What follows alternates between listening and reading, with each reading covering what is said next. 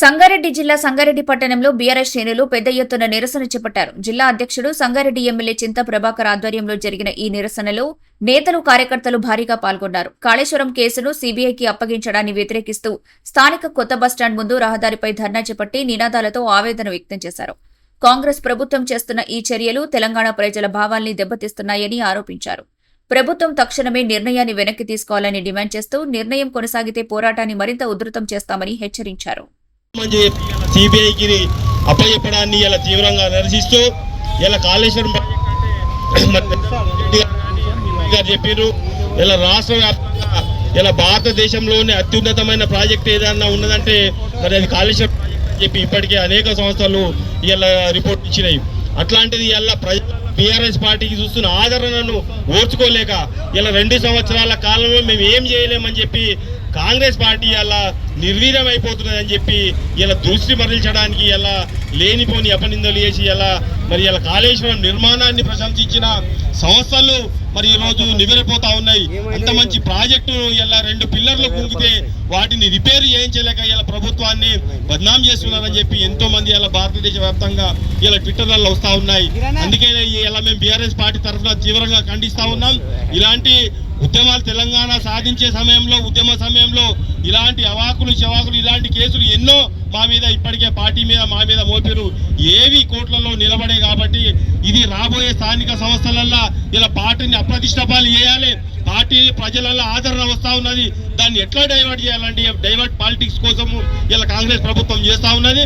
దాన్ని మేము తీవ్రంగా కేసీఆర్ రేవంత్ రెడ్డి అనవసరం ముఖ్యమంత్రి వరదలు వస్తే ముఖ్యమంత్రి పాత ముఖ్యమంత్రి కారణం కాబట్టి ఒకసారి ఆలోచన చేయాలి.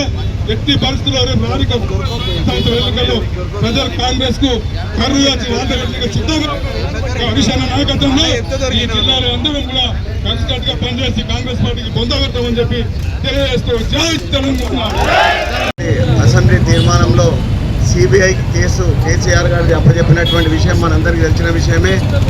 25 సంవత్సరాల పోరాటం, 15 సంవత్సరాల పోరాటంలో 10 సంవత్సరాలు ప్రభుత్వంలో 15 సంవత్సరాలు నిర్విరామంగా పోరాడి మరి అనేకమైనటువంటి కేసులు మరి తిండి తిన్నా తినకున్నా యావత్ రాష్ట్రాన్ని కులాలకు మతాలకు వర్గాలకు భిన్నంగా ఏకతాటిపైన నడిపించి ఆ రోజు నిధులు నియామకాలు నీళ్లు అనేటటువంటి నినాదంతో తెలంగాణ సాధించుకున్నటువంటి తెలంగాణలో ఈ 10 సంవత్సరాలు అనేకమైనటువంటి నిర్మాణాత్మకమైనటువంటి పనులు చేపట్టడంలో భాగంగా కాళేశ్వరం కూడా ఒక ముఖ్యమైనటువంటి ప్రాజెక్టుగా ప్రపంచవ్యాప్తంగా పేరున్నటువంటి అతిపెద్ద లిఫ్ట్ ఇరిగేషన్గా పేరొందినటువంటి కాళేశ్వరానికి దాదాపు 1,30,000 పైచీలకు ఎస్టిమేట్ చేసిన తర్వాత సుమారు 90,000 కోట్ల రూపాయలు ఖర్చు చేసి మరి నిర్మాణం చేసి రైతులకు సాగుకు